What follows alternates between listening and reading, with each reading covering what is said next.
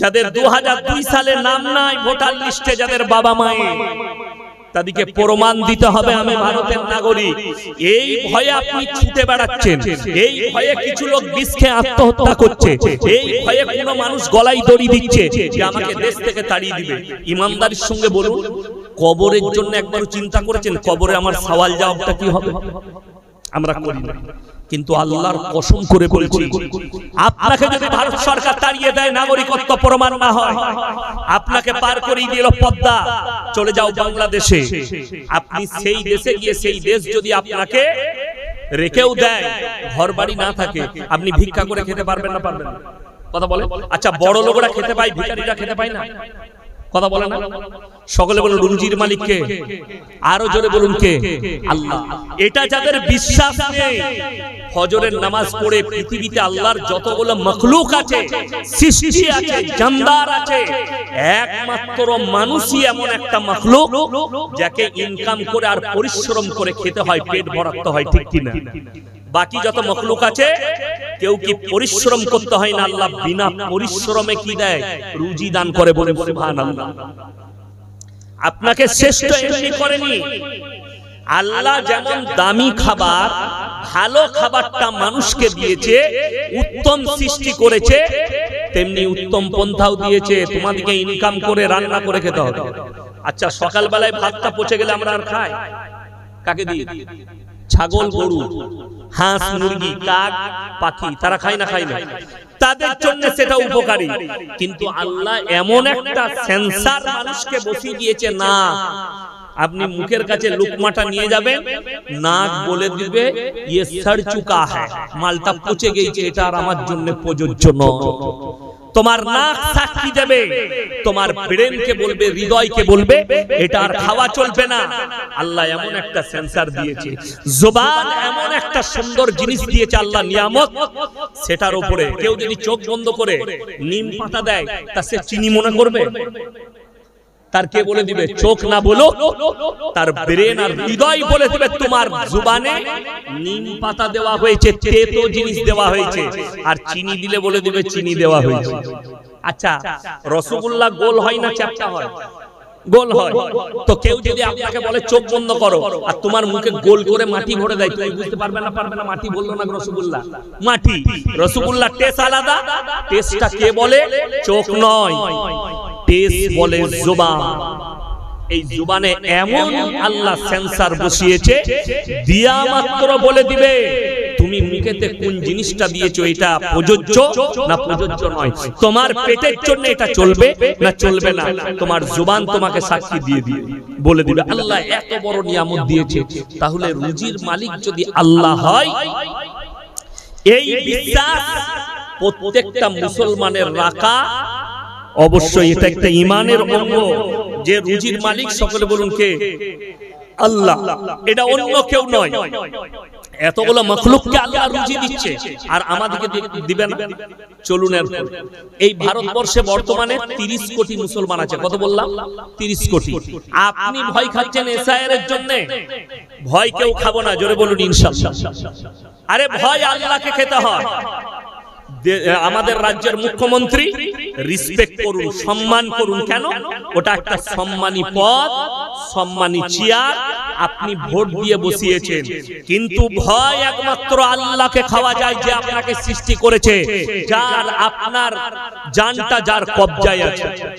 আপনার জানটা রাজ্য সরকার না কেন্দ্র সরকারের কবজায় আছে? না আল্লাহ। কথা বলে আল্লাহর কবজায়। তাহলে জান যার কবজায় আছে, তাকে ভয় খাবেন না? খাবেন না? ভয় খাবেন।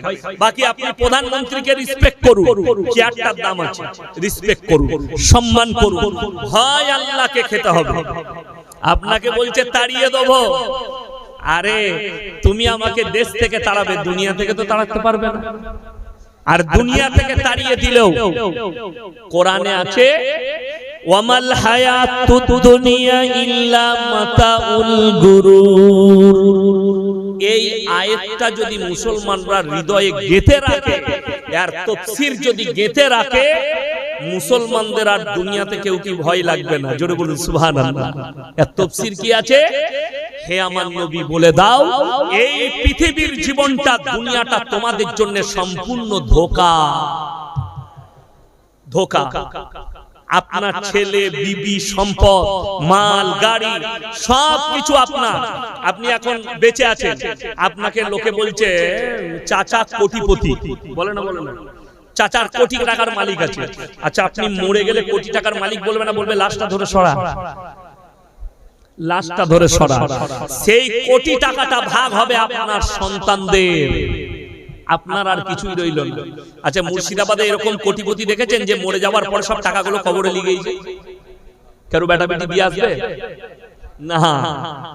যেমনি এসছেন, আপনি যখন মায়ের কোলে জন্ম নিয়েছেন, আচ্ছা আমরা যখন জন্ম নিয়েছি কাপড় জামা পরে না ন্যাংটো?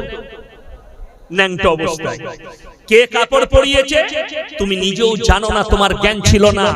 তোমার খালা, তোমার ফুপু, তোমার নানি, তোমার দাদি, তোমার মা তোমাকে কাপড়টা পরানো শিখিয়েছে। জন্মানোর পরে তোমাকে টানাটা লেপটিয়েছে তোমার নানি, তোমার আয়া, তোমার দাইমা তোমার কাপড়টা লেপটিয়েছে। আল্লাহর কসম, যেদিনে মারা যাবে সেদিনও আর তোমার ক্ষমতা থাকবে না কাপড়টা পরি, কাফন নামক একটা টানা তোমার শরীরে কাপড় লেপটিয়ে তোমাকে ওই ন্যাংটো অবস্থায় আবার কবরে দিয়ে আসা হবে। তোমার সম্পদ, মাল, দৌলত দুনিয়াতে পড়ে থাকবে। তাহলে দুনিয়ার আহমিয়ত বেশি না একটা মুমিন মুসলমানের কাছে পরকালটা বেশি? তাড়াতাড়ি বলুন, পরকালের আহমিয়ত আপনার কাছে বেশি হতে হবে। সবাই বলুন ইনশাআল্লাহ। পরকালের চিন্তা করুন। কেন? আর পরকালের চিন্তা কাদের নেই? এখানে যারা বসে আছেন সবাই হাত তুলে বলুন 5 ওয়াক্তের নামাজি হব ইনশাআল্লাহ। 5 ওয়াক্তের নামাজি হন আর মুমিন হয়ে যান। কোরআনে আছে ইন্না আউলিয়া আল্লাহি লা খাউফুন আলাইহিম ওয়া লা হুম ইয়াহজানুন।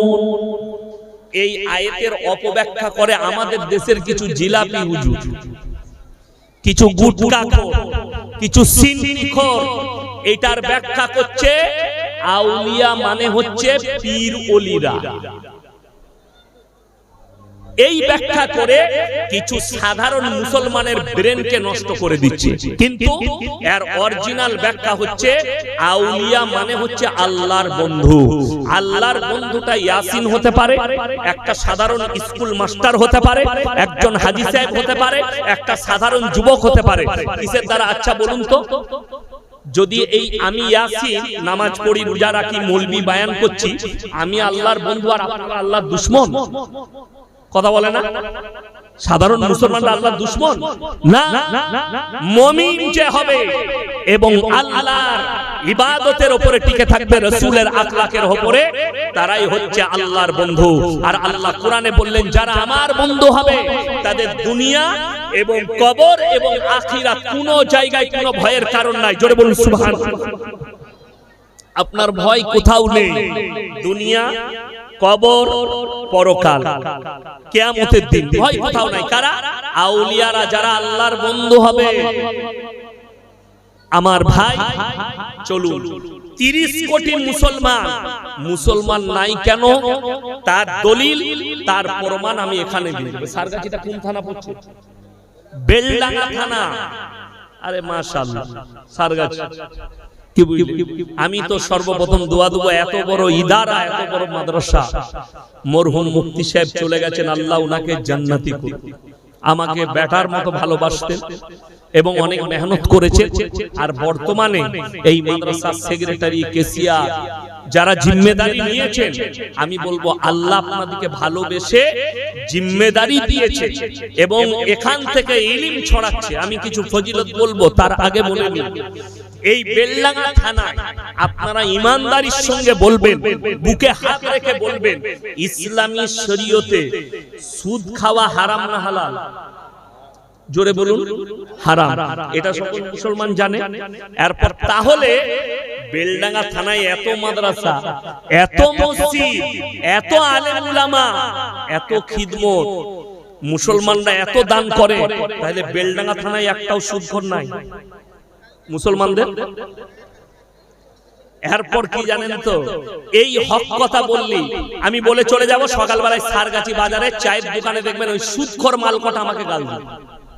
ও বাজে মৌলবি, ওকে আবার দাওয়াত দেয়নি দিবে, ওই মালকটা আমাকে গাল দিবে। আচ্ছা বলুন তো, সুদ হারাম, এটা আমার ভাষা না আল্লাহ? আল্লাহ আল্লাহ কোরআনে বললেন ওয়াহাল্লাল্লাহুল বাই'a ওয়া হাররামার রিবা, ব্যবসাকে হালাল করেছি, সুদকে হারাম করেছি। আপনি ব্যবসা করুন হালাল। আজকে মুসলমান জানে যে আল্লাহ ব্যবসাকে হালাল করেছে, অথচ ব্যবসাকে ছেড়ে যেটা হারাম করেছে সেটাকে গ্রহণ করছে। চলুন, যারা সুদ খেলো, আমার নবীজি বললেন যারা হারাম জেনে যে মুসলমানরা সুদ খাচ্ছে তারা যেন আল্লাহর সঙ্গে যুদ্ধ ঘোষণা করলো। আল্লাহর রাসূলের হাদিস, কেউ যদি 1 টাকা সুদ খায়, মায়ের সঙ্গে, নিজের আপন মায়ের সঙ্গে 36 বার জিনা করার সমান পাপ হবে। নাউযুবিল্লাহ বলেন, নাউযুবিল্লাহ। দেখুন, আচ্ছা বলুন তো, এই লোক সারা জিন্দেগি অনায়াসে সুদ খাচ্ছে, সে জুম্মায় শুনছে হারাম, সে জলসায় শুনছে হারাম, সে মাদ্রাসায় শুনছে, মক্তবে শুনছে, পাড়ায় জলসা হচ্ছে শুনছে, মৌলবীদের মুখে শুনছে, নামাজির মুখে শুনছে, হাজী সাহেবের মুখে শুনছে, চায়ের দোকানে শুনছে। কোন জায়গায় কোন দাড়ি টুপিওয়ালা লোক, নামাজি লোক, আচ্ছা এটাকে হালাল বলবে? বলবে না, হারামি বলবে। সে শুনছে, কিন্তু তার জিদ, এরা যা বলছে বলুক, আমি তো আমারই কাজ করব, আমি তো সুদ খাবো, খেয়ে নিচ্ছে, জিন্দেগি কাটছে। ইমানদারির সঙ্গে বলে মদ হারাম না হালাল? হারাম। আপনি বিশ্বাস করবেন না, আপনাকে আমি বেলডাঙ্গা থানায় প্রমাণ দেব, মুসলমান মদ পান করে, মদ বিক্রিও করছে। চাপুন আমার সঙ্গে হাই রোডে, আপনাকে আমি বেলডাঙ্গা পর্যন্ত নিয়ে যাবো, আমি নাম করব না। হাই রোডের ওপরে মুসলিমদের ছেলে হোটেল করেছে, হারামখোর রাতের বেলায় লুকিয়ে মদ বিক্রি করছে হোটেলে। ঠিক বললাম না ভুল বললাম? যদি বলেন ভুল বলছেন, আমার গাড়িতে চাপুন, আমি আপনাকে প্রমাণ দিয়ে দেবো। হাই রোডে কতগুলো হারামখোর মুসলমানের ঘরে জন্ম, তারা মদ বিক্রি করছে হারাম জানার পরে। লটারির টিকিট হারাম না হালাল? হারাম। আপনি সকালবেলায় সারগাছি মোড়ে দেখিয়ে দেবো, ঝুনকা মোড়ে দেখাবো, বেলডাঙ্গা বাজারে দেখাবো, রেজিনগরে দেখাবো, মুসলিমদের ছেলে লটারি বিক্রি করছে আর মুসলমান লটারি কাটছে। ঠিক বললাম না ভুল বললাম? আমাকে দাওয়াত দিবেন না, ঠিক আছে, সকালবেলায় সারগাছি মোড়ে। আর যদি কোনো ভাই শুনতে পাচ্ছেন মুসলিম ছেলে লটারি বিক্রি করো, আল্লাহর কসম খেয়ে বলছি তোমার ইনকাম হারাম। আর রাসূলের হাদিসে আছে, যারা নিজেদের পরিবার আর সন্তানের মুখে হারাম খাবার তুলে দিবে তার সন্তানরা নেক হতে পারে না, কোনদিন নেক হবে না, বদদিন হবে তোমার সন্তান। ওই জন্য তুমি রাগ করবে না, ঝাল করবে, আমি জানি, তুমি ব্যবসায় পয়সা দিবে না। এখন সহজ কি হয়ে গেছে জানেন তো? জান্নাতটা এত সস্তা আমাদের দেশে, এত সস্তা। আপনাকে সস্তা বলে দিই, 2টো লাইন। জান্নাতে যাবার কাদের? ওই হারামখোরদের, যারা সুদ খায়, মদ বিক্রি করে, মদ খায়, জিনা করে, জিনার বাজার চালায়, লটারি কাটে, লটারি বিক্রি করে, এদের জান্নাতে যাওয়ার সোজা রাস্তা 2টো আছে। কটা বললাম? 2টো। একটা দেখবেন জলসা হয়, মাদ্রাসা আর মসজিদে জলসা হয় না? জলসা আমি কিন্তু আদায়কারী বক্তা নয়, আপনারা জানেন। আমি কোরআন হাদিসের কথা বলি, আদায় ফাদায় করি না। যাই হোক, দেখবেন আমাদের দেশের বক্তারা সুর করে আদায় করে, করে না? করে না? তারা তো বেচারারা জানে না। তারপর বললে বাবাজিরা পয়সা দাও, মাদ্রাসায় যে 5000 দিবে আল্লাহ তাকে জান্নাত দেবে। একজন সুদখোর মাল উঠে 2000 টাকা দিয়েছে, আর হুজুর তো জানে না মালটা কি। আমি কি করে জানবো যে সে সুদখোর? সে আমার হাতে 2000 দিলে হুজুর এরপরে দোয়া শুরু করলে, আহারে বান্দারে কোদাই মাসে ছিল আর ছিল কিনা ছিল 2000 দিল, দিয়ে জান্নাতে ঢুকিয়ে দিল। সে দেখে শালা এত সহজ জান্নাত আর কোথাও না। ঠিক বললাম না ভুল বললাম? সে তো চলে গেল, সে মনে করছে আমি সুদখোর, মৌলবি আমাকে জান্নাতে ঢুকিয়েছে, আর কেউ রুখতে পারবে না। একটা লাইন, 2টো লাইন। আমাদের দেশে লোক মরে গেলে 40-এ মিলাদ হয়, হয় না? হয় না? আপনার বেলডাঙ্গা এলাকায় খুঁজে নেবেন, অনেক গ্রামে আছে, অনেক জায়গায় আছে। আমি চ্যালেঞ্জ ছুড়ে গেলাম, 40 দিনে মানুষ মরে গেলে মিলাদ দেওয়া এটা কাঁচা বেদাত একদম। কোন হাদিসে কোরআনে নাই। এটা কোথায় আছে? এটা জিলাপি হুজুরদের কিতাবে আছে, কোরআন হাদিসে। গুটকাখোরের কিতাবে আছে, কোরআন হাদিসে নেই। আপনার কোথায় লাগবে জানি না, বড় কষ্ট লাগে। এরপরে আমি কয়েকটা কথা বলবো। মিলাদ ধরে নেন হচ্ছে, জিন্দেগি ভর সুদ খেয়েছে, কষ্ট কখন লাগে জানেন? খবর পেলাম, আরে ভাই বেলডাঙ্গা থানার অমুক গ্রামের অমুকের ছেলে পলসন্ডা টোলের কাছে অ্যাক্সিডেন্ট হয়ে মারা গেছে। লরি চালাতো, ট্রাক। ট্রাক বলেন না লরি বলেন আপনারা? ট্রাকও বলে লরিও বলে, আমাদের দেশের লরিও বলে ট্রাকও বলে। এরপর সকালবেলায় গ্রামের ইমাম, গ্রামের মৌলবীরা, এলাকার আলেমরা, বয়োজ্যেষ্ঠরা, হাজী সাহেবরা তার বাড়িতে গেল। চেয়ার লাগানো আছে, বসলো। আহা, ছেলেটা অ্যাক্সিডেন্ট হয়ে মরে গেল। ইমাম সাহেব একজনকে জিজ্ঞেস করছে, বাপ কি করে অ্যাক্সিডেন্ট করলো বাপ? ঘুমিয়ে গিয়েছিল? না হুজুর, ঘুমাবে কেন, একটু দোষ ছিল তো। ওই প্রত্যেক দিনে 1 বোতল করে মদ খেত, কালকে 3 বোতল খেয়ে নিয়েছিল। এবার বলুন তো এর জান্নাতটা কি করে ইমাম সাহেব ঢুকবে? ফেরে পড়ে গেল ইমাম সাহেব, তাকে জান্নাতে পাঠাতেই হবে। জানাজার নামাজটা নামাজ না মাইয়াতের মাগফিরাতের দোয়া? মাইয়াতের মাগফিরাতের দোয়া হলো। বড় কষ্ট লাগে, আপনি মাটি দিচ্ছেন, দোয়া হয়ে গেল, যা হয়ে গেল হয়ে গেল, জলসা সে 40 দিন হয়ে গেল। এরপরে হুজুরকে দেশি মুরগি করে দাওয়াত দিয়েছে। আমি তো আর কিছু জানি না, বর্ধমান থেকে আমাকে বেলডাঙ্গায় দাওয়াত দিয়েছে, অমুক জন মারা গেছে, হুজুর মিলাদ পড়াবো, 10,000 টাকা দিব। আমি 10,000 টাকা দিবে, এর যে বটে বটে আমি জান্নাতে ঢুকবই।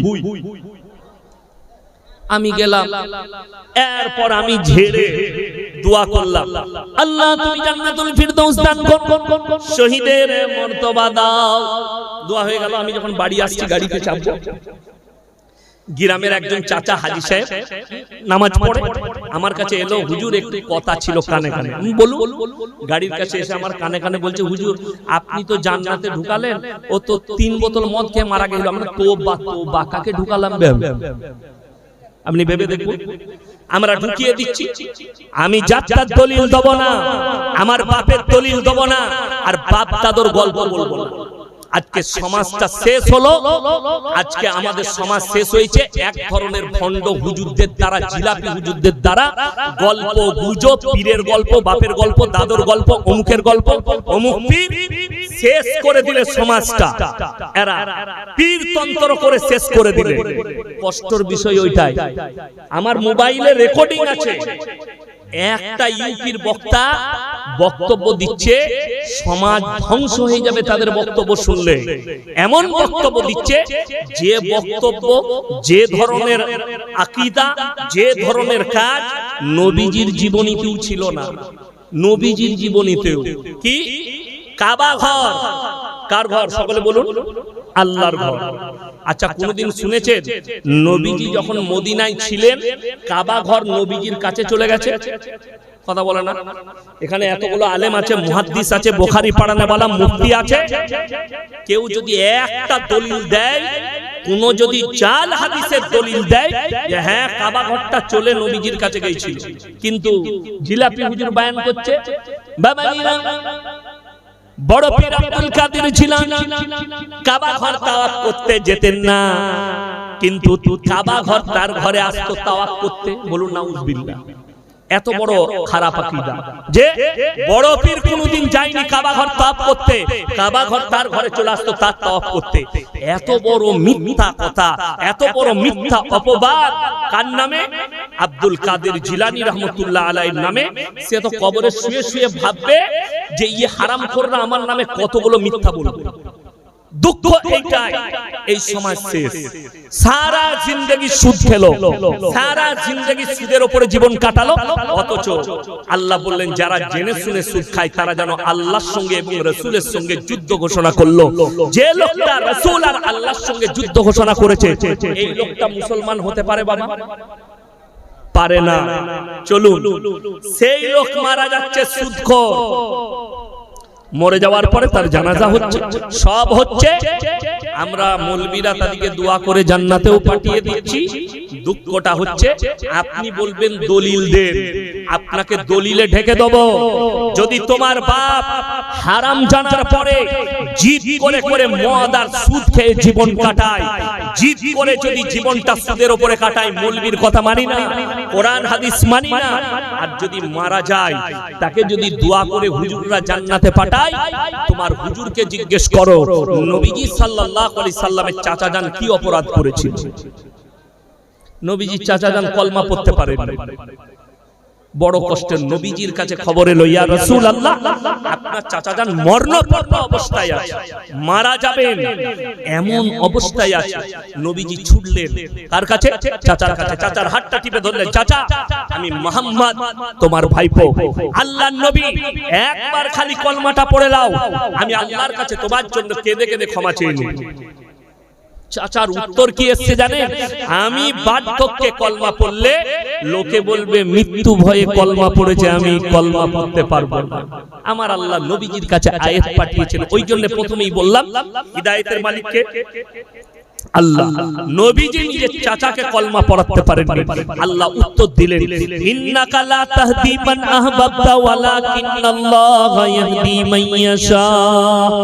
হে আমার নবী, হিদায়াতের দপ্তরটা আমার আল্লাহর হাতে, তুমি যত দাওয়াত দিবে দাও, আমার ইচ্ছা নেই তোমার চাচা কলমা পড়তে পারবে না। নবীজি চাচা যান দুনিয়া ছেড়ে চলে গেলেন। এরপরে নবীজি আল্লাহর কাছে কেঁদে কি বললেন? ওগো আল্লাহ, তুমি আমাকে যতদিন না নিষেধ করবে, আমি আমার চাচার জন্য কেঁদে কেঁদে ক্ষমা চাইবো। এটা নবীজির ভাষা, আল্লাহ তুমি আমাকে যতদিন না নিষেধ করবে, আমি কেঁদে কেঁদে ক্ষমা চাইবো। বিশ্বাস করুন, নবীজি ক্ষমা চাইতে লাগলেন, আল্লাহ গো আমার চাচাকে ক্ষমা করে দাও। এটা আমার হিতাকাঙ্ক্ষী চাচা। আমার আল্লাহ রাব্বুল আলামিন জিবরিল আমিনকে পাঠালেন, যাও আর আমার নবীকে শোনাও। আপনারা বলুন, নবীদের দোয়াকে আল্লাহ কবুল করেন না করেন? করেন। আচ্ছা, নবীরা মাসুম না মাসুম নয়? নবীরা জান্নাতি, নবীরা মাসুম, এবং আমাদের নবী হচ্ছেন শ্রেষ্ঠ পয়গম্বর, ঠিক কি না? কথা বলেন, শ্রেষ্ঠ পয়গম্বর, পৃথিবীর আদি থেকে অন্ত পর্যন্ত তিনি হচ্ছেন সৃষ্টির শ্রেষ্ঠ। এই হযরত মুহাম্মদ মুস্তাফা সাল্লাল্লাহু আলাইহি ওয়াসাল্লাম তিনি দোয়া করতে লেগেছেন, চাচাকে ক্ষমা করে দাও। আল্লাহ তাআলা জিবরিল আমিনকে পাঠালেন, আর কি বললেন?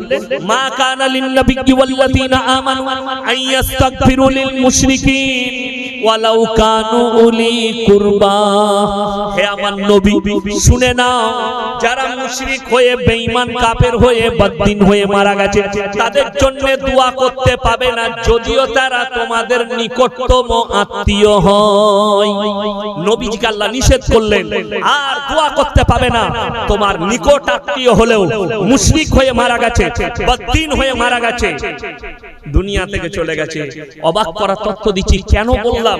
10 কোটি মুসলমান মুসলমান নয়, আল্লাহ রাসূল সাল্লাল্লাহু আলাইহি সাল্লামের হাদিস, আখিরি জামানায় আমার উম্মতের মধ্যে একটা দল, একদল উম্মতি, তারা মুশরিক হয়ে যাবে, কবরের পূজা শুরু করবে, গাছের পূজা শুরু করবে, তারা ঠাকুরের উপাসনা শুরু করবে।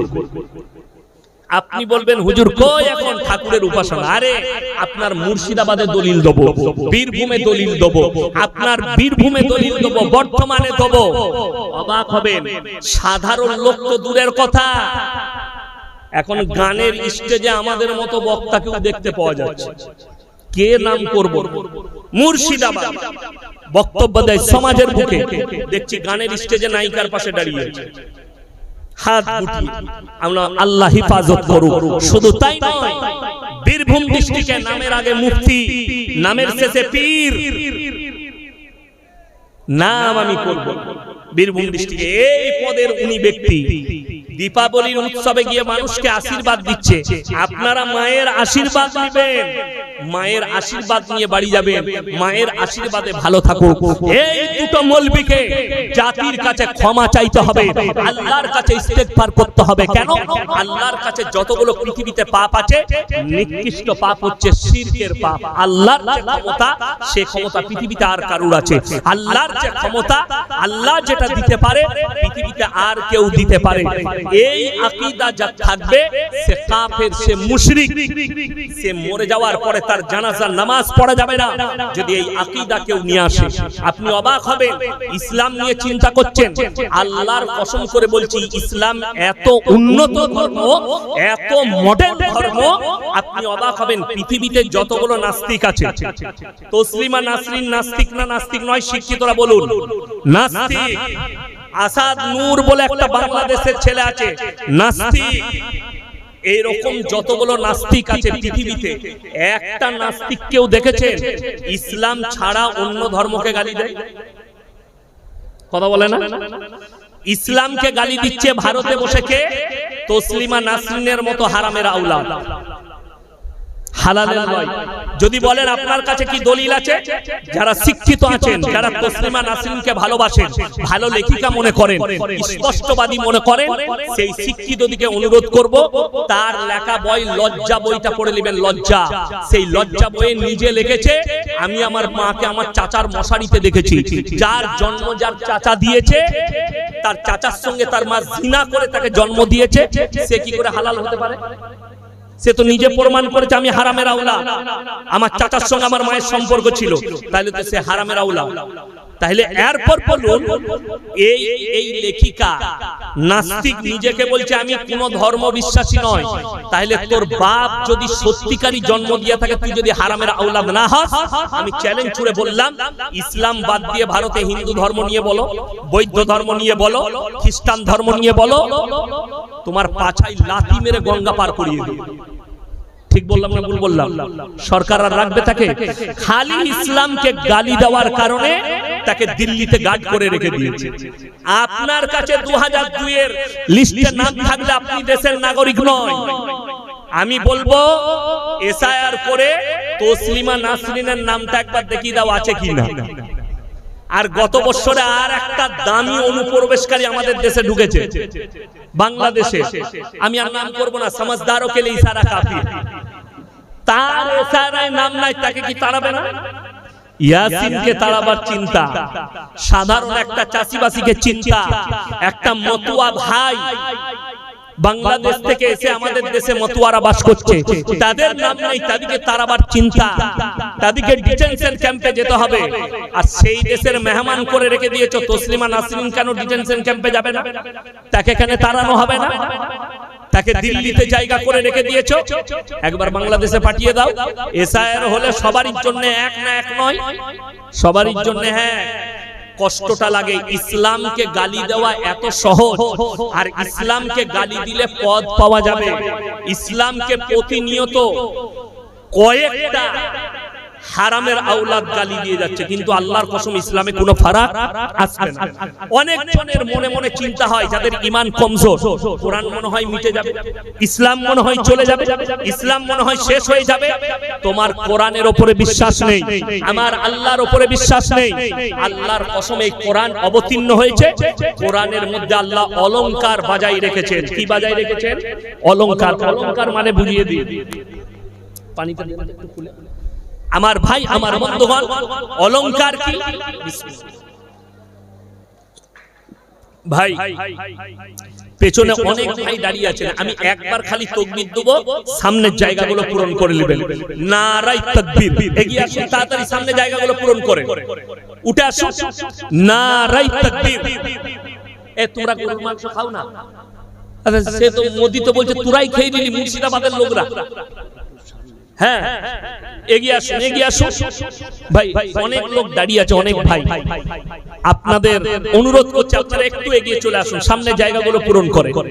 মাশাআল্লাহ, চলে আসুন, এগিয়ে আসুন, এগিয়ে আসুন, মাশাআল্লাহ, এগিয়ে আসুন। হ্যাঁ, জাযাকাল্লাহ। ভাই আপনারা একটু জায়গা দেখে বসে যান, ভাই চলে আসুন। এই সাইডে কেন দাঁড়াচ্ছ আপনারা? এখান থেকে সরো, হ্যাঁ এখান থেকে সরে যান, এদিকে বসো না, জায়গা আছে, এদিকে বসে যান। আমার বন্ধুগণ, আমার ভাই, যারা বলছে ইসলামকে মিটিয়ে দেবো, কোরআনকে মিটিয়ে দেবো, কোরআনে অলংকার বাজে। অলংকার কি? আপনার চোখ দিয়ে পানি আসবে শুনলে। এখানে যারা মাস্টার আছেন, ডাক্তার আছেন, প্রফেসর আছেন, ইঞ্জিনিয়ার আছেন, যে ভাইদের কানে, শিক্ষিত ভাইদের কানে আমার আওয়াজ যাচ্ছে, যদি আপনার কাছে একটা দলিল থাকে আপনি এসে দিবেন, আমার পকেট থেকে যত টাকা বেরোবে আপনাকে দিয়ে দেবো। চ্যালেঞ্জ ছুড়লাম, আজকে নয়, আমার আবার জালিলিয়ায় 23 তারিখে জলসা আছে, আরো জলসা আছে আমার মুর্শিদাবাদের বেলডাঙ্গা থানায়, অনেক জায়গায় জলসা আছে। আপনি যে কোনো জলসায় দলিল নিয়ে আসবেন, কিয়ামতের সকাল পর্যন্ত সময় দিলাম। কতদিন পর্যন্ত? কতদিন রেকর্ডিং হচ্ছে? কতদিন? কিয়ামতের সকাল। নাম্বার 1, অলংকার মানে এমন একটা ছড়া নিয়ে এসো, এমন একটা পদ্য দাও, এমন একটা গদ্য দাও, এমন একটা ছড়া নিয়ে এসো যেটার প্রত্যেকটা লাইনে যেন অলংকার বাজায় থাকে। অলংকার মানে প্রত্যেকটা লাইনের শেষ অক্ষর একই হতে হবে। না, সূরা রহমান কিছু জানো, ওটা কোথাও অলংকার বাজায় আছে? কোরআন আমার সামনে আছে, সূরা রহমান আমি বলে দিচ্ছি, ওর থেকে ভালো সূরা আছে। সূরা রহমানে অলংকার বাজাই নাই, সূরা রহমান নয়, আমি বলে দিচ্ছি সেটা। তার আগে শুনেলেন, অলংকারটা বুঝায় প্রত্যেকটা লাইনের শেষ অক্ষর একই হতে হবে। আপনাকে একটা ছড়া বলি, বন্দে আলিমিয়ার লেখা ছড়া আমি পড়েছি ছোটবেলায় স্কুলে। আমাদের ছোট গায়ে ছোট ছোট ঘর, লাস্টের অক্ষরটা কি এলো বাবা? র। থাকিছে তা সবে মেলে নাহি কেউ পর, আবার কি এলো? র। পাড়ার সকল ছেলে মোরা ভাই, ভাই কি এলো? অলংকার শেষ। এই রকম একটা ছড়া নিয়ে এসো যেন প্রত্যেকটা লাইনের শেষে একই অক্ষর আসে। যদি বলেন কোরআনে কোথায় আছে, কোরআন খুলেন, ওয়াশ-শামসি ওয়া দুহাহা ওয়াল কামারি ইযা তালাহা ওয়ান নাহারি ইযা জাল্লাহা ওয়াল লাইলি ইযা ইয়াগশাহা ওয়াস সামাই ওয়া মা বানাহা ওয়াল আরদি ওয়া মা তাহাহা ওয়া নাফসি ওয়া মা সাওয়াহা ফাআলহামাহা ফুজুরাহা ওয়া তাকওয়াহা। জোরে বলুন সুবহানাল্লাহ। প্রত্যেকটা আয়াতের শেষে আমার আল্লাহ অলংকার বাজাই রেখেছেন, একই অক্ষর রেখেছেন, শেষ পর্যন্ত অলংকার ভাঙেনি। পৃথিবীতে এরকম একটা ধর্মগ্রন্থ নিয়ে এসো, এরকম একটা কিতাব নিয়ে এসো, এরকম একটা ছড়া নিয়ে এসো যার মধ্যে অলংকার বাজাইছে। আমার আল্লাহ অলংকার বাজাই রেখেছেন। এই কোরআনকে আল্লাহ অবতীর্ণ করেছেন, এমনি করেননি। কোরআন আল্লাহ স্পষ্ট বলেছেন, ইন্না নাহনু নাযালনা যিকরা ওয়া ইন্না লাহুল হাফিজুন। ইন্না নাহনু নাযালনা যিকরা ওয়া ইন্না লাহুল হাফিজুন। হে আমার নবী, পৃথিবীর মানুষকে বলে দাও, কোরআনকে আমি আল্লাহ অবতীর্ণ করেছি, কোরআনের হেফাজতের দায়িত্ব আমি আল্লাহ নিজে নিয়েছি। জোরে বলুন সুবহানাল্লাহ। আপনি আলমারিতে জুজদান লাগিয়ে কোরআনটা রেখেছেন, আপনি বলছেন আমি কোরআনকে হেফাজত করে রেখেছি। না, কোরআনটাকে আপনি সম্মানের সঙ্গে রেখেছেন, হেফাজত তো আমার আল্লাহ করেছে। কোথায়? এই কাগজের পৃষ্ঠায় নয়, এই কোরআনের মধ্যে নয়। গোটা পৃথিবীর যত কোরআন আছে, বেঈমান কাফের যারা আছে তাদেরকে চ্যালেঞ্জ রইল, সব কোরআনগুলো চালিয়ে দাও। হিন্দুস্তানের মাটিতে যতগুলো মাদ্রাসার মসজিদে কোরআন আছে, লাইব্রেরিতে কোরআন আছে, দোকানে কোরআন আছে, সব কোরআন চালিয়ে দাও। আল্লাহর কসম, একটা যদি হাফিজে কোরআন জিন্দা থাকে, 100 কোটি কোরআন ছেপে আবার আসবে। জোরে বলুন নারায়ে তাকবীর। আবার কোরআনকে মিটানোর কে শখ দেখছে? একটা হাফিজে কোরআন খালি জীবিত থাকলে 100 কোটি কোরআন আবার ছেপে চলে আসবে। কোরআন এমন এক মুকাদ্দাস কিতাব, যখন একটা বাচ্চা ছেলে, একটা মানুষ পড়তে শুরু করে, তার দিলেতে আমার আল্লাহ কোরআনকে গেঁথে দেয়। জোরে বলুন সুবহানাল্লাহ। তাই কোরআন মিটে যাবে, কোরআনটা পুরো ছাই হয়ে যাবে, কিন্তু এই সিনের মধ্যে আল্লাহ কিয়ামত পর্যন্ত কোরআন গেঁথে রেখে দিবেন হাফিজে কোরআনদের। জোরে বলুন সুবহানাল্লাহ। আমার বন্ধুগণ, আমার ভাই, ওই চৈত্রে কোরআনকে মিটানো পৃথিবীর কোন মানুষের পক্ষে সম্ভব নয়। এরপরে আপনাদেরকে বলে যাই, আপনার জীবনে 3টে জিনিস দুনিয়াতে রেখে যান। কটা বললাম বাবা?